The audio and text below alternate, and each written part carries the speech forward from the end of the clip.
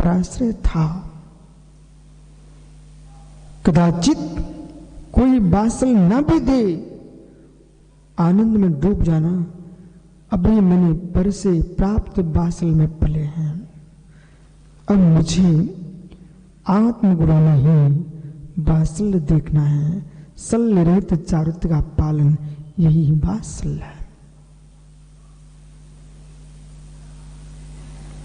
जिन जिन निमित्तों से ऊपर उठ रहे थे, उन निमित्तों को पौधे की क्यारी देखना। पौधा बड़ा होगा, ईंटों की क्यारी उजड़ जाएगी, घेरा ईंटों का स्वतः ही गिर जाएगा। फिर मित्र, अब उस वृक्ष को अपने ही बल पर जीना है, अपने ही बल पर जीना है। हे अंडे का कवच, अंडे के चूजे,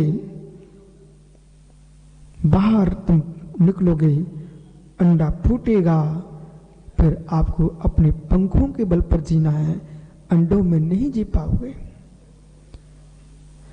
हे छोटे से पक्षी चूजे, माँ तेरी चोंच में दाना रख रही है, अपनी चोंच से, ये कुछ दिन का ही है, इसके बाद अपने पंखों से उड़ करके अपनी चोंच से ही जमीन से चुगना पड़ेगा। ये मैं सत्य बोल रहा हूं क्या? सत्य बोल रहा हूं क्या? यदि आपको सत्य दिख रहा है तो आज से सत्य जीना प्रारंभ करो। अपनी विशुद्धि भी आपको ही स्वीकार करना पड़ेगी। हे पक्षी, पंख आते ही आपको अपनी चोंच से जमीन से दाना उठाना पड़ेगा। हे मुनीश्वर, आचार्य उपाध्याय साधु चतुर्विध संघ के द्वारा आपको वासल दिया गया है। एक समय तुम्हारा चुगने का था, जब तुम्हारी चोंच जमीन पर नहीं उठा पा रही थी, लेकिन अब तुम्हारे लिए वही मुंह खोल के नहीं बैठना है, अब नीचे गर्दन करके जमीन से उठाना है, अपनी आत्म विशुद्धि को बढ़ाना है।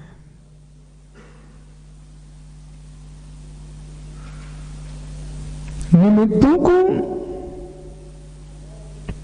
को देख देख के जियोगे, विशुद्धि को जीवित नहीं रख पाओगे। हर व्यक्ति के पास औदिक भाव है, हर व्यक्ति के पास छोष्मिक भाव है। औदिक छोष्म भाव सभी के बदलते हैं, स्व स्व हैं। आप दूसरे के औदिक भावों को देख करके अपने भाव बिगाड़ोगे तो मेरे मित्र तुम की मोक्ष मार्ग पर नहीं चल पाओगे। एक राजनीति, राजघराने की जो नीति रीति है, आपके मोक्ष मार्ग की वही रीति नीति है।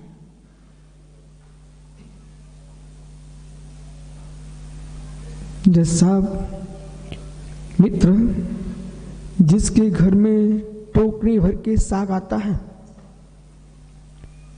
टोकरी भर के साग आता है, उस टोकरी भर के साग को बेच करके पूरा दिन भर का परिवार का कुटुंब का पालन होता है। उस व्यक्ति से आप पूछो 1 करोड़ का दान कैसे देना पड़ता है? नहीं पूछना। उस बेचारे का वातावरण ऐसा ही है। यदि ऐसे कुटुंब का सदस्य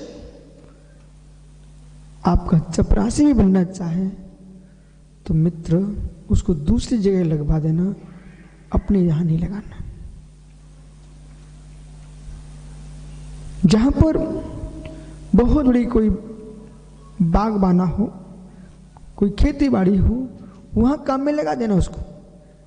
अपने ऑफिस में लगा करके उसके परिणाम खराब मत करना, अपने परिणाम खराब मत करना, क्योंकि उसने एक टोकनी साग भाजी देखा है, उसने मेरे मित्र अधिकारियों की बात को नहीं देखा। महात्मा जी संभल के सुनना। बहुत मिलकर सुनना। सुब्रत सागर जी वो कलकत्ता की मां अभी बहुत बड़ी बात बोल के गई है। शायद मैं हर व्यक्ति की बात को ध्यान से सुनता हूं, ध्यान से देखता हूं। उस मां ने क्या कहा? 3 माताओं की याद आई मुझे जज साहब। चक्रेश थे मेरे साथ।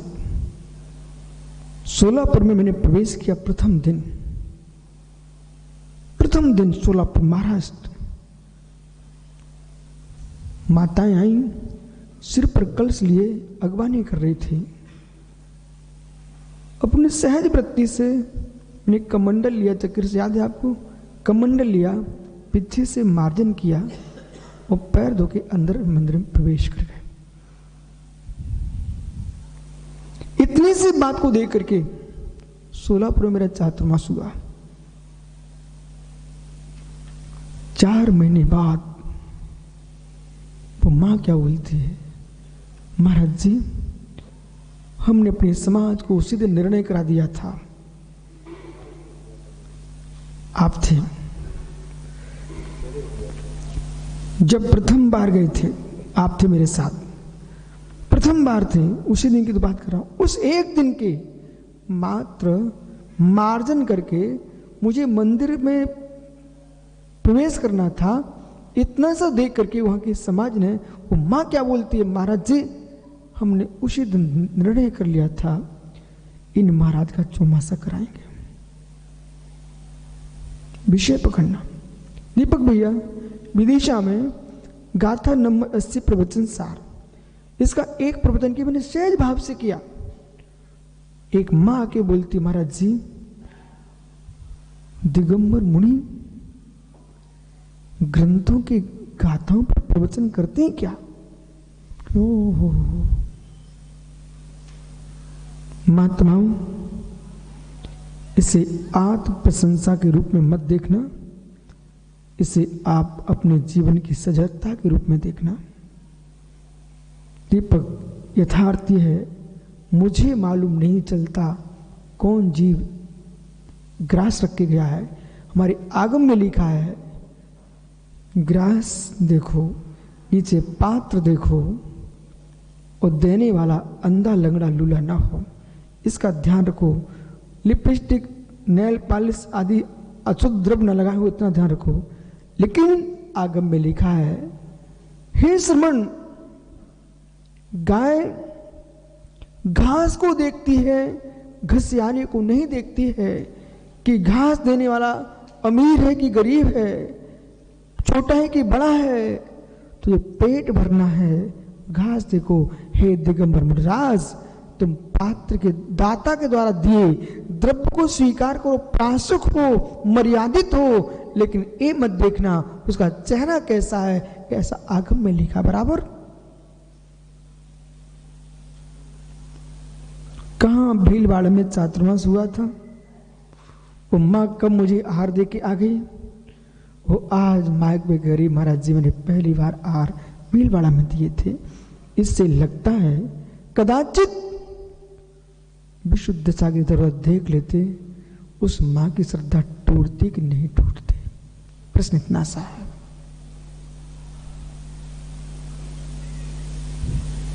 व्यक्ति को जोड़ने के राग में व्यक्ति को तोड़ मत लेना। मित्र दीपक भैया कही राज तुम राज बने, आपको दिख गई अजमेरा भोपाली, इसको दो, इतना दुलार मत दिखाना, इसको दो। आप इसलिए कर रहे हो कि उसको लगे अजमेरा को कि महाराज जी मेरा ध्यान रखते हैं, पर सत्य है एक के पीछे 1000 और देख रहे थे, फिर ये सोच के आए थे आपके पास, ये तो आंख नहीं उठाते, और तुमने देख लिया अजमेरा के लिए आंख उठा के। मित्र हजारों आंखें तुमसे दूर हो गई।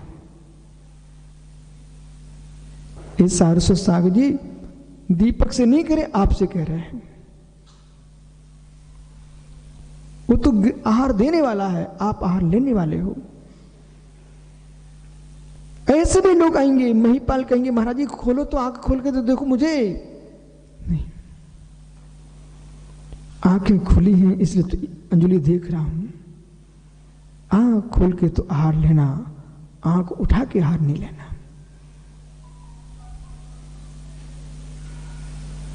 ध्यान करो।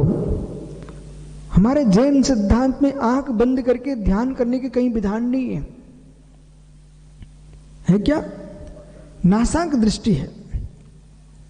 आंख खोल के ध्यान करो, पर आंखें उठा के ध्यान मत करो। स्वाध्याय कर रहे हो, आंख खोल के स्वाध्याय कर पाएंगे, पर आंखें उठा के कभी स्वाध्याय नहीं कर पाओगे। दृष्टि को देखो। जिनकी नजरें नीची हैं, जिनकी नजरें नीची हैं, वे दुनिया की नजरों में होते हैं। जिनकी नजरें ऊपर हैं, वे दुनिया की नजरों से गिर जाते हैं। नीचे नजरों में जियो, नीचे नजरों में जियो।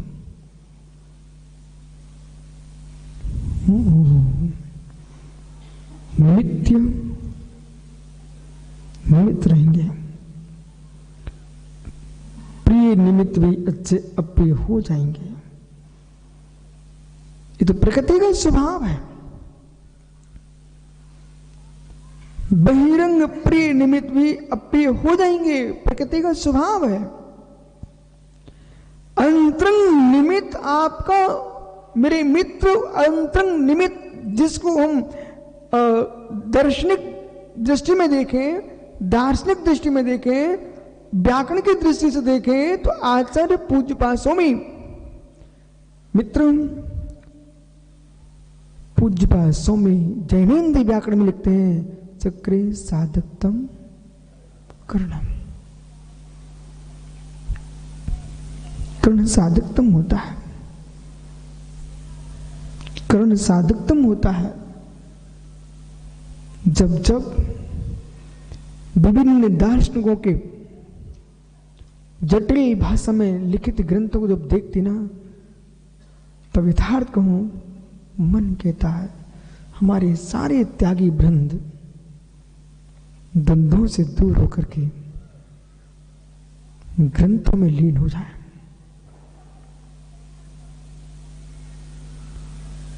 महावीर कितने थे भैया? महावीर कितने थे भैया? दशरथ के पुत्र महावीर एक ही थे। बोरा जी, आचार्य कुंदकुंद देव कितने थे? एक ही थे। जब उनका जन्म हुआ था ना, तो मित्र विश्वास मानना, कोई बिहार का आदमी नहीं देखने गया था। जैसे आपके जन्म हुए हैं, वैसे उनका भी जन्म हुआ था।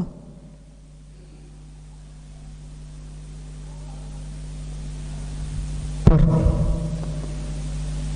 विश्व में महात्मा सुब्रत सागर जी प्रवचन सार विश्व की कितनी विश्वविद्यालय में चल रहा है।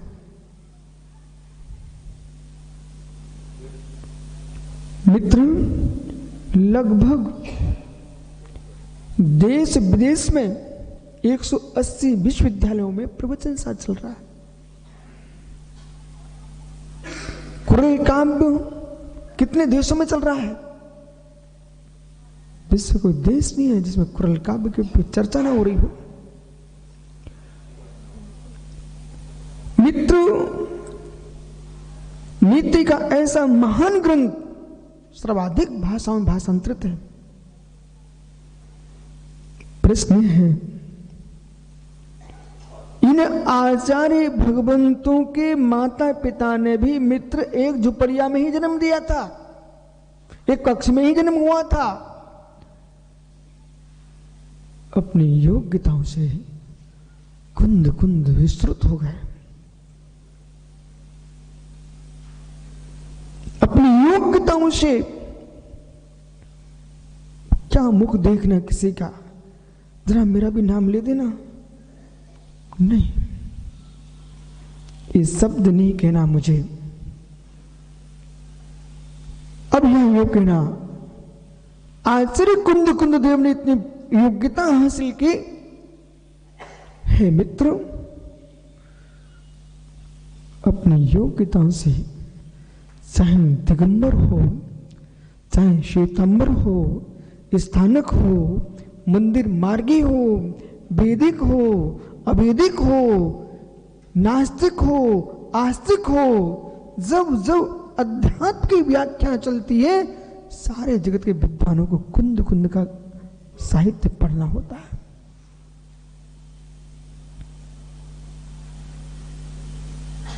इसलिए श्रेय गुरु कृपा से तुम्हारा नाम फैल जाए,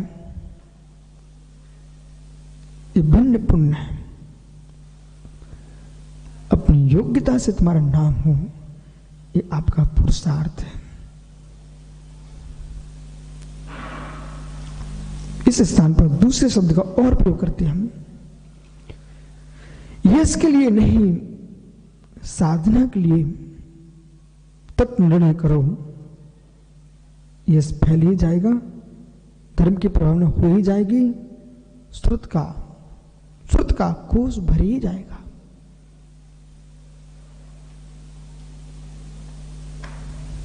उपदेश करो, उपदेश नहीं कर रहे हूं, लेखन करो, प्रवचन करो, कब? पहले श्रुत का अभ्यास करो। अनभ्यस्त पुरुष मित्र कहूं, ओ बालक रफीगंज, बेटा खड़ा होना।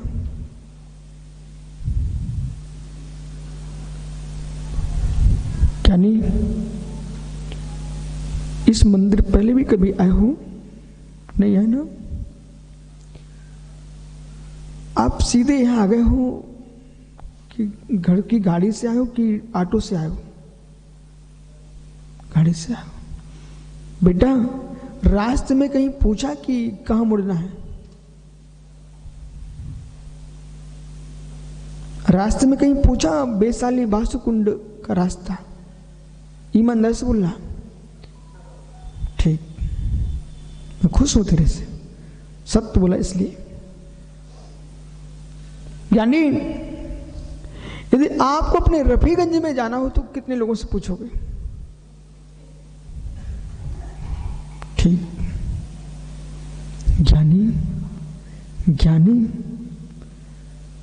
महावीर के द्वारे पर अनभ्यस्त दिशा में पूछ के आना पड़ता है। महावीर के द्वारे पर अनभ्यस्त दिशा में पूछ के आना पड़ता है। तो महावीर बनने के लिए अनभ्यस्त दिशा में बिना पूछे कैसे बन सकते हो? बालक, तेरे पिताजी ने और तूने एक आध बोर्ड भी तो पढ़े होंगे, महावीर भूमि, महावीर जन्मभूमि, ऐसा लिखा कि नहीं जगह जगह? बोल पढ़े ना। मित्र, महावीर के मंदिर में आने के लिए बोर्ड पढ़ना पड़ते हैं, महावीर बनने के लिए महावीर की वाणी पढ़ना पड़ती है।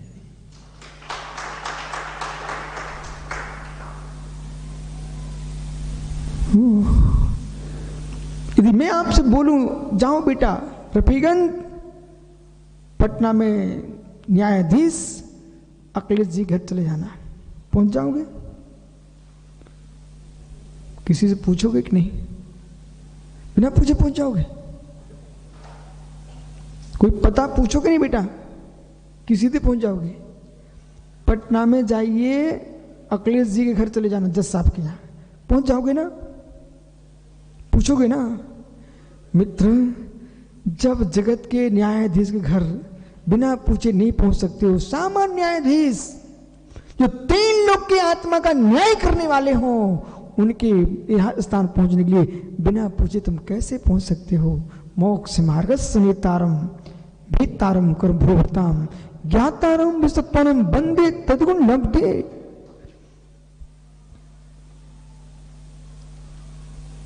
मित्र, क्यों खड़ा किया आपको? इसलिए खड़ा किया है, जो लोग ये मानसिकता बनाए बैठे हुए हैं, हम बिना स्वाध्याय किए, बिना आगम अध्ययन किए भगवान बन जाएंगे, उनको कह रहा हूं मैं मित्र, उस बालक को महावीर के द्वार तक आने के लिए रास्ता पूछना पड़ गया। ऐसे आपको भी भगवान बनने के लिए जिनागम से मार्ग पूछना ही पड़ेगा।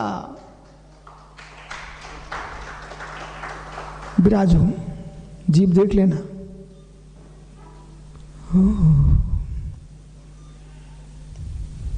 वो वकील साहब इतने बड़े वकील हैं, पूरे औरंगाबाद की वकालत कर बैठे, उनको भी आखिर में रास्ता पूछना पड़ा था।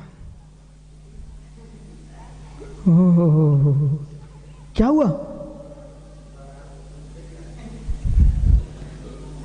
बहुत अच्छा किया आपने पूछ के आगे ना, इसलिए मैंने भी रास्ता आते विरागर सागर से पूछा ही है कि पूछ के ही जाना पड़ता है। मित्रों, गुरु इसलिए बनाया जाता है कि आप रास्ता बता दीजिए, लेकिन चला तो मैं जाऊंगा, लेकिन रास्ता पक्का होना चाहिए। इसलिए मेरे मित्र, रास्ता भी सच्चा हो, बताने वाला ही पक्का हो। रास्ता सच्चा नहीं है, वो बताने वाला पक्का नहीं है, मिथ्यात के गड्ढे में गिर जाओगे। बराबर बसा, ये बसा वाले हैं ना।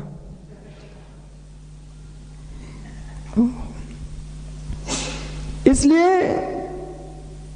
सागर जी, जो निमित्त मधुर होते हैं वे कटुक हो जाते हैं। आपको ज्ञान न हो तो संपूर्ण सागर से आप मिल सकते हो। कभी रविवार सोमवार मधुर होता है तो अगले रविवार को भवन का होता है। इसलिए आपको मालूम होना चाहिए है, चाहे दिन हो चाहे रात्रियां हो, चाहे लोग हो चाहे मेरे मित्र पशु हो चाहे मनुष्य हो, निमित्तों से नहीं जी सकते हो। निमित्तों को स्वीकार करो, परंतु मेरे मित्र उपादान को सुधार करो। निमित्तों को स्वीकार करो, उपादान को मेरे मित्र पवित्र करो। ओहो ओहो, उपादान को पवित्र करो, उपादान को पवित्र करो। साधकतम करणम,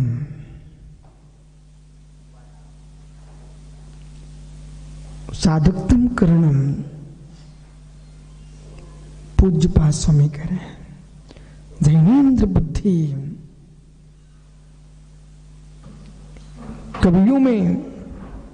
कवियों में मित्र पूज्य पाद, कवियों में जिनको तीर्थंकर कह दिया हो, उन आचार्य पूज्यपाद स्वामी से मिलो। तो वो करे साधकतम करणम, जो साधकतम है वही करण है। तो साधकतम जो करण है, न्यायदीप का भी आप पढ़ रहे हो, साधकतम जो करण है वो ज्ञान है, बराबर प्रमाण है। साधकतम करण क्या है? प्रमाण है, इंद्रिय नहीं है, प्रमाण है, मन नहीं है, प्रमाण है। वो प्रमाण क्या है? सम्यक ज्ञानम प्रमाणम, जो सम्यक ज्ञान है वो प्रमाण है। इसलिए ये मत सोचना इस तत्व को जानने वाले कितने से लोग हैं, ये मानना एक तो है। महावीर कितने थे? एक थे। ज्ञानी संप्रति वर्तमान में जहां भी नाम लो जैन दर्शन का, तो लोग महावीर को पहचानते हैं। आपके देश के विधानसभा पार्लियामेंट में भी महावीर का चित्र विराजा है। आपके विधानसभा में संविधान की कॉपी पर, आपके संविधान की कॉपी पर भगवान महावीर विराजे हैं। राष्ट्रपति के कक्ष में महावीर की मूर्ति है। मित्रों, मोदी जी के बगल में पारसनाथ दिख रहे हैं। इस बात को स्वीकार करो आप। शांति कबीर परंपरा में मूर्ति नहीं मानते लोग, लेकिन दुर्ग में सुब्रत सागर जी कबीर पंथ का कार्यक्रम था, उन्होंने मुझे निमंत्रण दिया प्रवचन के लिए। मैंने कहा प्रवचन तो मैं जेल में भी दे सकता हूं, कैदियों के बीच में, तो आप कैदी थोड़े हो, आप तो धर्मात्मा हो, चलो मैं प्रवचन करता। प्रवचन करने गया, वहां का माहौल ही परिवर्तित हो गया। उनके बहुत बड़े गुरु एक आए हुए थे बाहर से, विदेश से, और कार्यक्रम कबीर पर था, प्रवचन विश्व सागर के थे। बाकी विद्वानों को बोलना था, तो जज साहब नियोग पूरे भवन का वातावरण महावीरमय हो गया। वो जो उनके मुख्य प्रधान गुरु बोलने वाले थे, वो भी अपने आप को रोक नहीं पाए, वो कबीर को गूण कर गए और महावीर को लेके प्रारंभ हो गए। वो अंत में उनको क्या बोले, जिनकी तस्वीर मूर्ति ही इतनी शांति देती है, महावीर कितनी शांति के अग्रदूत होंगे।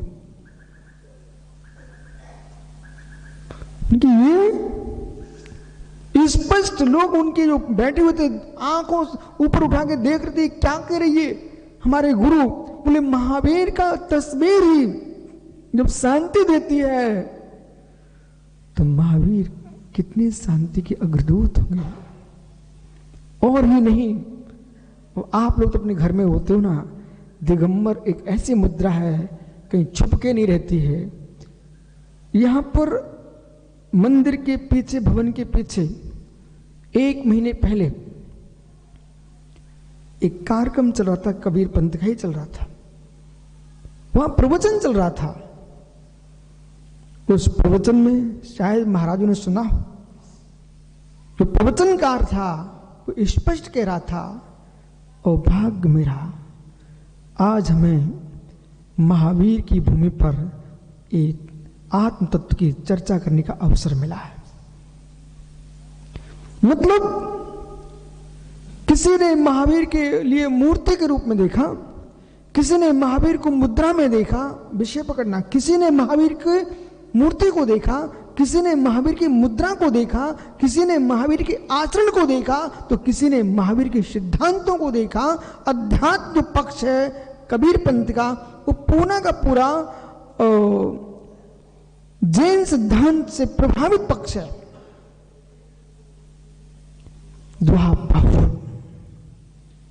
ये दिगंबराचार्य का ग्रंथ है, वो कहीं ना कहीं कबीर के हाथ में जरूर लगा है। और खास करके इस बात को सारे विश्व मानता है कि आचार्य योगेंद्र स्वामी से परिपूर्ण कबीर प्रभावित थे। परमात्म प्रकाश योग सार, इतने ग्रंथों के नाम 4 महीने सुन रहे जज साहब, इन ग्रंथों का स्वाध्याय करना है आपको। परमात्म प्रकाश योग सार, और मित्र जिस दिन इन 2 ग्रंथों को आपने उठा के देख लिया, जैन दर्शन में किसी प्रपंच को स्थान नहीं है, कोई प्रपंच को स्थान नहीं है। हमारी क्रिया भी है ना, उन क्रियाओं में अध्यात्म सिद्धांत निहित है। हमने प्रतीकों को प्रतीक के रूप में स्वीकार किया है, परंतु अज्ञानी प्रतीकों को ही पूज्य रूप में स्वीकार कर लिए। जैसे कि पंचगण प्रतिष्ठा महोत्सव में भगवान तीर्थंकर की प्रतिष्ठा के काल में दीपक भैया एक मदन फल रखा जाता है। कभी देखा आपने? मदन फल रखा जाता है। तीर्थंकर की प्रतिमा जिस दिन केवल ज्ञान कल्याणक होता है, अब कहीं पंचगणक हो, अब मित्र पंडाल के दर्शक बन के मत बैठना, धोती दुपट्टा पहन करके यज्ञ भूमि के दर्शक बन के बैठना, और पंचगणक में केवल ज्ञान कल्याणक की विधि को देखना। क्यों मैं इतनी दूर से चला जाता हूं पंचगणक के लिए? रहस्य यही है, जो केवल ज्ञान कल्याणक की वेदी पर जो विशुद्धि बनती है, वो मेरे से छोड़ी नहीं जा सकती।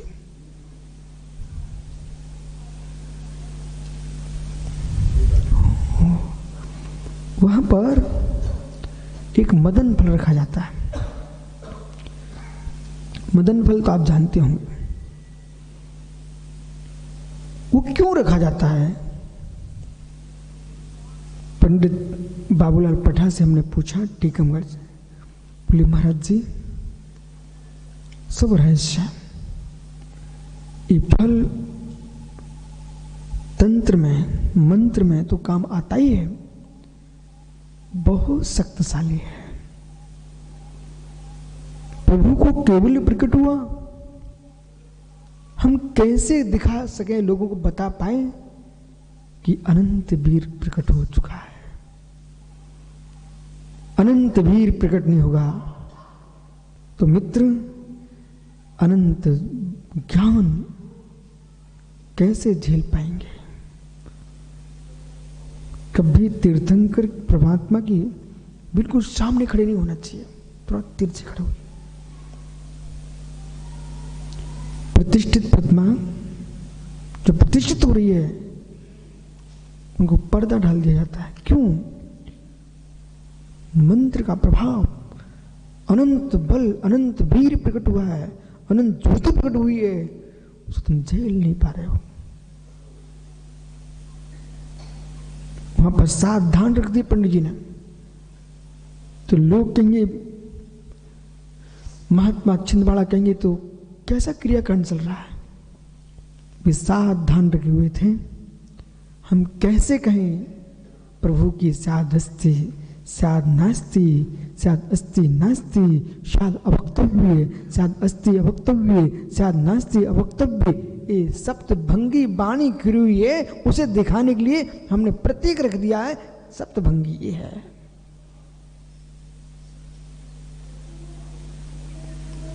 एक जगह देखा कि पंडित जी ने वहां पर एक गन्ना लाके रख दिया प्रतिष्ठा मंडप में, केवल ज्ञान कल्याण रख दिया। मैंने पूछ लिया, आप लोग तो 13 पंथी, गन्ना क्यों रखा यहां पर? बोले महाराज जी गन्ना इसलिए रखा है, इस चारों ओर से मीठा ही मीठा है,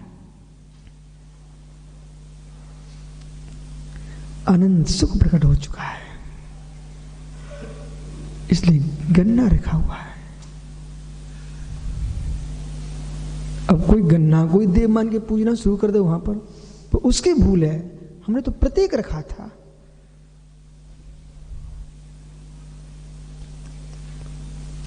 प्रतीकों को प्रतीक स्वीकारो, वो वस्तु को वस्तु स्वीकारो।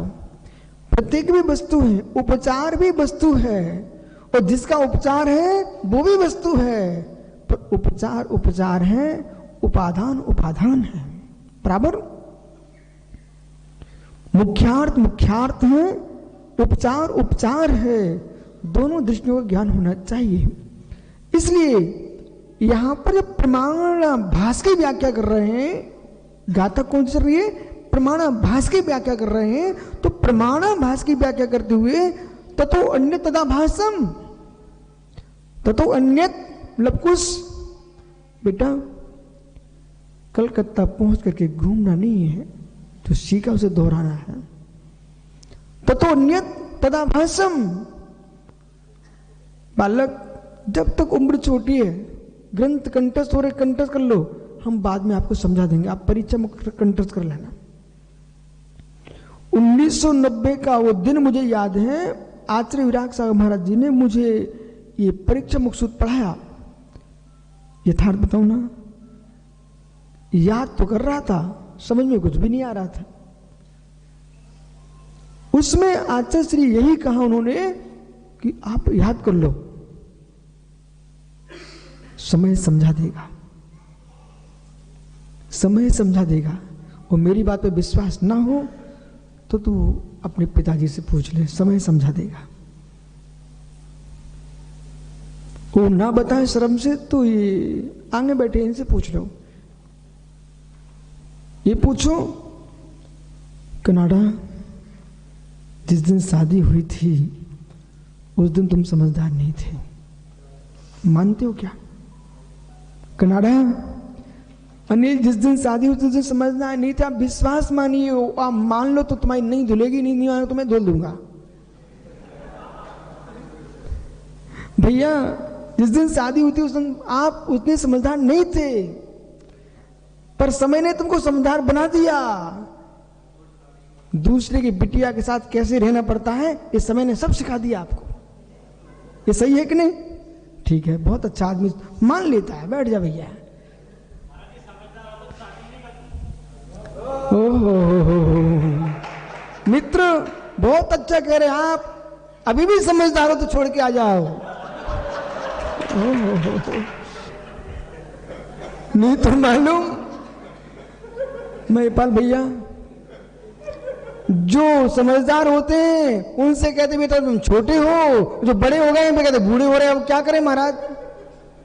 स्वातम देख, तेरे फूफा जी कह रहे हैं समझदार होते तो फिर शादी नहीं करते। आइए।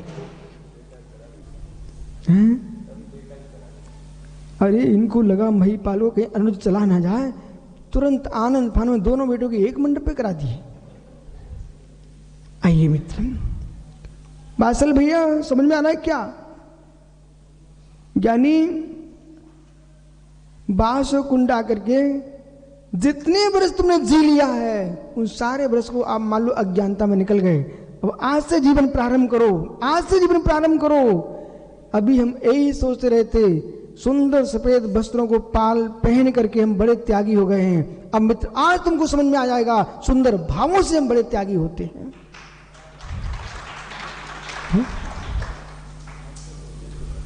क्या गजब है, मोटी पिच्छी आ गई तो बड़े महाराज हो जाओगे आप।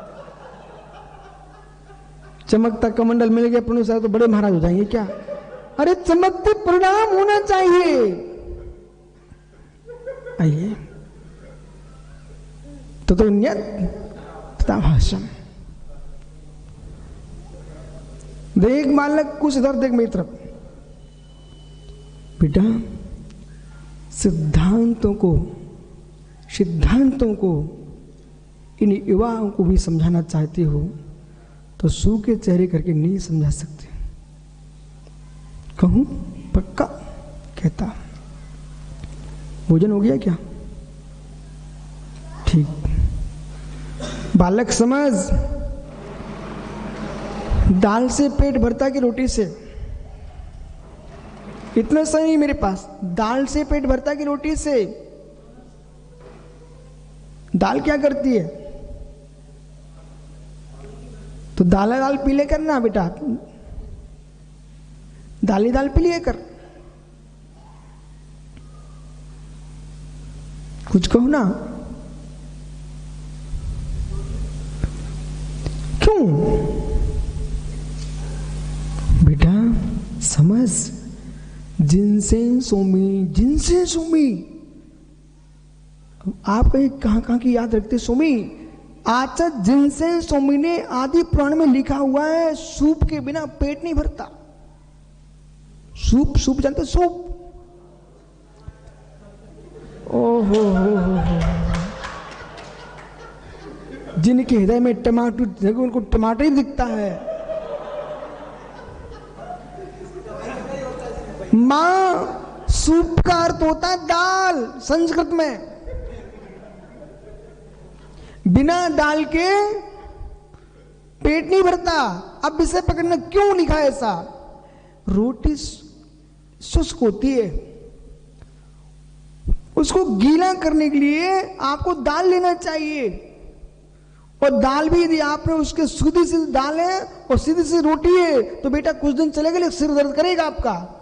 उसे बघार भी चाहिए आपको। फिर समझ रहे ना? बघार भी लगा दिया। अब प्रश्न करिए क्यों? सूखा भोजन कंठ में उतरता नहीं है, जरा गीला हो जाए ना तो अच्छे से चला जाता है। ऐसे बेटा सूखे सूखे तत्व को कहोगे ना, इनके कानों में उतरता नहीं है। थोड़ा सा आप उसको दाल मिला दीजिए तो इनको समझ में आता है। फिर समझिए बेटा मैं क्यों कह रहा हूं। यदि आपने प्रवचन किया और सीधे सीधे कहा 7 तत्व 9 पदार्थ 85 का है, लोग कहेंगे भैया अंकुश कुश बेटा कब बंद कर रहा है, मैं जानने सिर्फ भरना नहीं लगा। वहां पर आपको क्या करना पड़ेगा? उसमें तड़का लगाना पड़ेगा।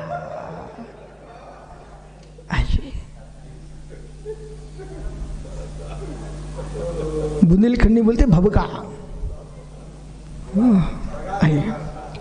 बखार कोई भबका बोलते हैं, छौंक कोई तड़का बोलते ना। हाँ बेटा, भोजन का तड़का, भावों का तड़का, भावों का तड़का लग जाए तो भव का भ्रमण मिट जाए, भोजन में तड़का लग जाए तो गले के नीचे उतर जाए, और भावों में तड़का लग जाए तो संसार का पार हो जाओ। इसलिए थोड़ा तड़का लगा के जियो, नाटक करके मत जियो।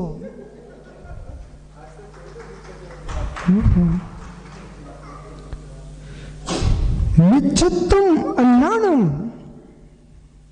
जो मिथ्यात है वो अज्ञान है।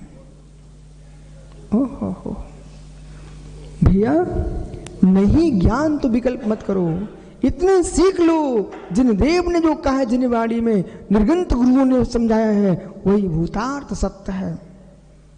लेकिन इतना जोर दे के क्यों समझा रहा हूं, बार बार क्यों समझा रहा हूं? इसलिए समझा रहा हूं कि निर्गंत दीक्षा पा करके मौन ले लेना चाहिए। क्यों? क्योंकि दिगंबर मुद्रा विश्वास की मुद्रा है।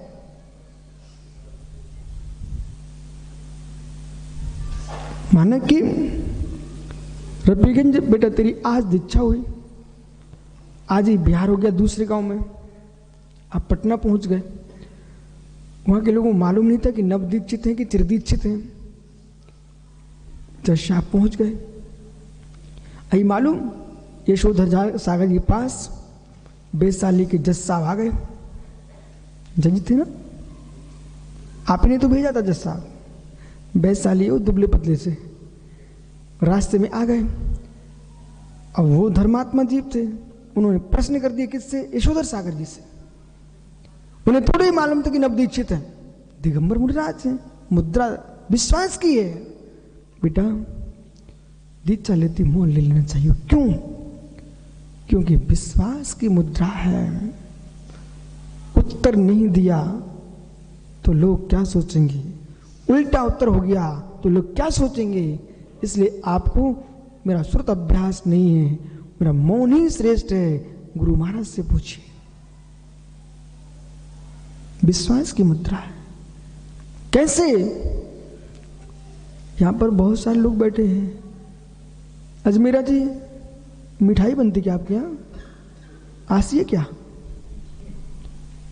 ईमानदारी से बोलना। कोई ग्राहक अचानक आ गया, वो आपकी चाशनी कच्ची थी, वो मिठाई आप चला दोगे? हाँ, समझदार हो तो नहीं चलाना, और ना समझ होगी चल जाने दो। मित्र कितने दिन चलेगी दुकान तुम्हारी? बंद हो जाएगी। मिठाई यदि चाशनी कच्ची है, उससे कहना इंतजार ही करो, फिर हम देंगे आपको। क्यों? आप उसको खाओगे, स्वाद नहीं आएगा, दुकान हमारी बदनाम हो जाएगी। ऐसे मित्र पीयूष जिनकी चाशनियां कमजोर हैं, उन्हें दुकान नहीं चलाना चाहिए। अभी मौन रखना चाहिए, ढक्कन बंद रखो। जब चाशनी सिपक जाएगी, लड्डू बन जाएंगे, तब निर्णय हो जाएगा, फिर तो मंचों से बोलना, बेचना खूब। लेकिन चाशनी कम अभी पक्की नहीं है, और मेरे मित्र मंच चाहिए उनको। तो ऐसे जीवों से पीयूष समझाना जगत में कि मित्र, जितने तुम्हारे भाई बैठे ना, तुम पीछे आगे पीछे, इन सब से कहना मित्र, मायक तो सुंदर होता है, लेकिन आगम का ज्ञान भी सुंदर होना चाहिए। विराजो पंडित जी बराबर, ऋषभ पंडित जी बराबर। मिथ्यत्वमन्नानम अवृद्धि भावो आवरणम, अवृत्ति भाव आवरण लेयम परुच काले तद्दुम। ओहो, मिथ्यात के उदय से ज्ञान अज्ञान रूप हो जाता है, व्रत अव्रत हो जाते हैं। कुमति, कुश्रुत, कोवधि, ये जितनी ना, ये किसके कारण है? मिथ्या के कारण है। और भाव आवरणा, इससे तत्वार्थ रूप जो भाव है सम्यक दर्शन, वो सम्यक दर्शन से रहित भी होता है, भाव आवरणा, इस तत्वांश भाव सम्य दर्शन का भाव का संयम का अभाव आवरण भाव होता है, वैसे मिथ्यात्व के उदय से गे भूत पदार्थ भी मेरे मित्र अज्ञान भूत हो जाते हैं। इसलिए ज्ञानी को चाहिए है कि मित्र मिथ्या की कालमा हटना चाहिए। आपको समय हो गया, कल फिर आओगे, पर आ रहे तो पुनः चर्चा करूंगा। आज के विषय को विशेष रूप से समझना, विशेष रूप समझना। जिस विषय में ज्ञान नहीं है वह मौन, जिस विषय में ज्ञान है वहां पर भी ऐसे ही व्याख्यान करना। कमंडल है कि नहीं? देखो वकील जज साहब, बड़े मुख से भरा जाता है, टोंटी से निकाला जाता है, जुगत से। ये जुगत शब्द ना अपने देश का, कोई दुनिया में नहीं है। जुगत, जुगाड़ हमारे देश का शब्द है। जुगत से, टोंटी से निकाला जाता है। आगम भरना चाहिए, दो कानों से समझना सुनना चाहिए, इतनी बड़ी बुद्धि में रखना चाहिए और धीरे धीरे निकालना चाहिए। एकदम भड़बड़ करके निकालोगे ना तो मेरे मित्र सब काम बिगड़ जाएगा। जाओ। आत्मा स्वभावम परिभावम, आत्मा स्वभावम परिभाव, आत्मा का स्वभाव परिवर्तन महावीर स्वामी की